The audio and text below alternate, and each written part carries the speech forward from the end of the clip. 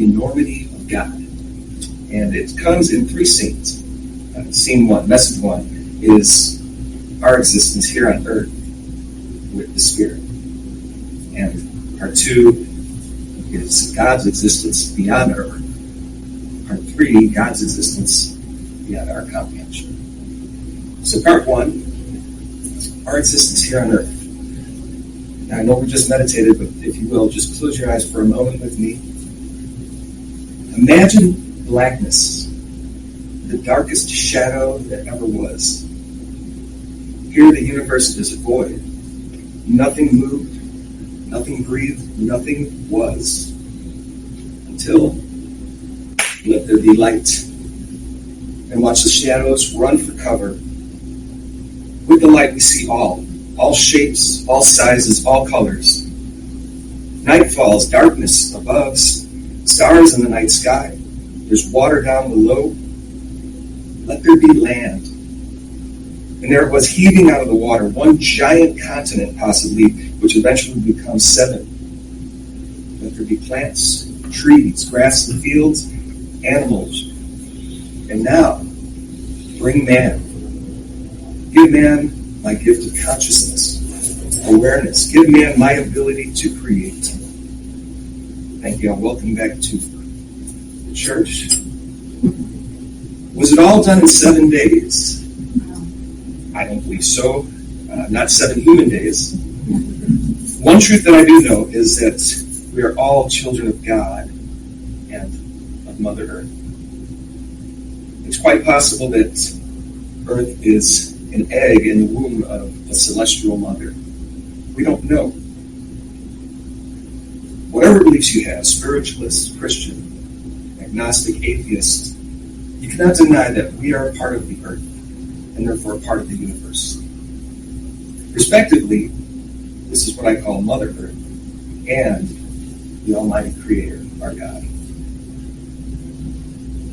It's interesting to me to see what man has done throughout history. We inherently have a natural urge to create. We create music and art, families and ways to provide for our families, buildings and cities. I want to talk about that a little bit more later, but right now, to wrap up part one, is the key word, inherently. Unlike any other creature on this planet, we instinctively create. So on to part two, which will be the next page of my notes. All right. And if you will, close your eyes with me again. Breathe in deep, all the way down to your feet, into the floor. See the floor as your spirit rises above you. Through the ceiling, now you're witnessing the roof of the church, the parking lot, neighborhoods, the west coast of Florida and the Gulf. Your spirit continues to climb through the clouds. And now, North and South America begin to take shape. Eventually, you see the curve of the earth until you ascend so high it becomes a glowing blue planet, illuminated by a distant sun. They grow smaller as you pass a white moon, a red planet with 2 moons, meteor belts, a gas planet, a ringed planet. From this distance, the sun is only a speck and Earth cannot even be seen. Okay, welcome back. Thank you once again. So speaking of space, in our view of space here from Earth, in the 3rd century BC, the common belief was Earth was the center of the universe.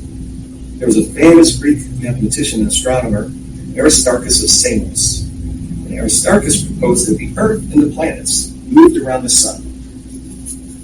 Now he was correct, but this wasn't accepted until the 17th century. He was wrong about one belief. He believed that the sun was the center of our universe. In 1610, Galileo was the first to see the Milky Way. And he saw it as individual stars with the telescope. We now know that our sun is one among billions of stars in our galaxy, the Milky Way alone. Move forward, 1781, Uranus, the 7th planet orbiting the sun, was discovered by telescope.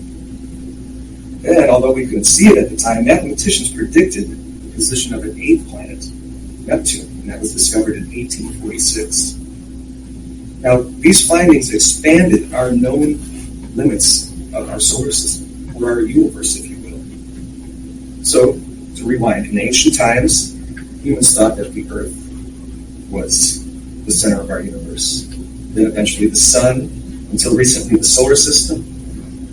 The first confirmation of planets beyond our solar system happened in, does anybody know? Anybody take a guess? 1992. 31 years ago. This blows my mind. For centuries, we all believed there were planets. We had all kinds of fantasy and sci-fi well before 1992. But we never saw visual proof beyond our solar system until 1992. So that brings me to part 3, the final part of my message today. And this is God's existence beyond our comprehension. The almighty mystery, the almighty God, the universe. It's a paradox far too large for the finite mind to conceive. Our finite mind struggles to understand the infinite enormity of all this. How big is the universe? How can we know? The size, the enormity of it is beyond comprehension. Modern technology tells us that there are 2 trillion galaxies. And that's the observable universe. So the possibilities are far greater. We learn more and more every day. I'm going to read a paragraph to you here. This is from a book. I'll tell you the book after I read the paragraph. A curious, wondering child asks, "Daddy, what is above the sky?" The father says, "The darkness of space." The child, "What is beyond space?" The father, "The galaxy." The child again, "Beyond the galaxy?" The father, "Another galaxy." And the child once more, "And beyond the other galaxies?" The father, "No one knows." That's from Stephen King, The Gunslinger. Now, we've only begun to scratch the surface of the universe, or our knowledge of God. If we take a pencil, magnify the tip of the pencil many, many times, eventually we see that is not solid. It's composed of atoms rotating and revolving around each other. Only from an elevated distance can we perceive the pencil tip as solid. Now apply that concept to God. If we had a cosmic magnifying glass, would God appear to be the space between the planets? The planets between the solar systems, the galaxies, and the universe? If we zoom out far enough, does the universe begin to take shape? Possible. All right, one more time, folks. Close your eyes with me. And trust me, this is going somewhere. Picture all that is. Whatever you currently see as God, the universe. Now breathe deep and double that image. Double it again and again and again. There is no end. There are no limits to God. Okay, welcome back to the church with me. The Almighty Lord is beyond size, shape, and color. God is every shape, seen and unseen, every color, seen and unperceivable. All matter moving in every direction, yet always in perfect harmony. What we see with our eyes or the telescopes, cameras, satellites, it's only the tip of a hair of what actually is. There is far more way beyond our comprehension.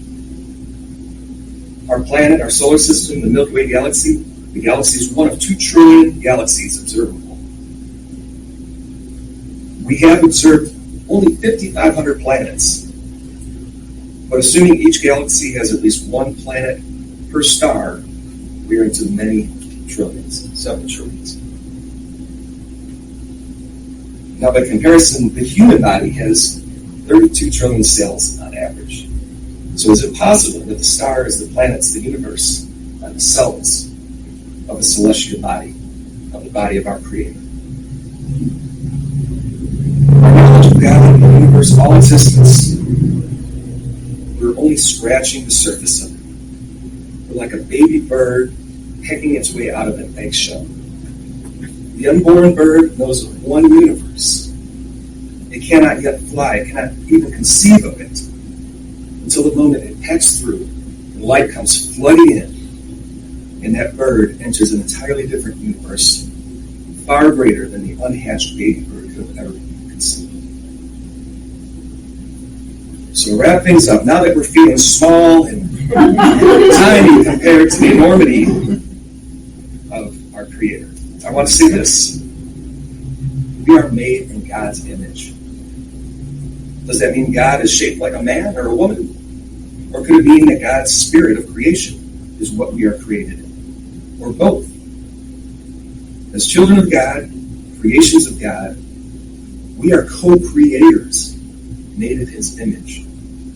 Earlier, I mentioned that we inherently create, and this is where it all comes together. Made in His image, we create art and music, fashion and buildings, neighborhoods and cities and industries. We create because we are made in the image of our Father, the Almighty Creator. So realize your importance today. You are part of God. You are part of all creation. The Almighty Creator of all things made everything that you are. So yes, you are a part of God. And while being a part of God, realize that God is 100% all of you. You matter far more than you may give yourself credit for in this world. I believe that when we leave this life, that we're welcomed home with love and open arms. And this coincides with near-death experiences that people have testified about. I like to believe that the moment of passing, God is eager to ask us, what did you do with our life together? Our life together. Because it's possible, we have free will, we have consciousness, and it's quite possible that the Creator experiences life vicariously through each and every one of us. So bring this with you, keep it in your heart, and know that you're not insignificant, but that you are a part of God, and that that Almighty Creator is all of you, all that you are. So live your life like you are a sacred child of God. I am always.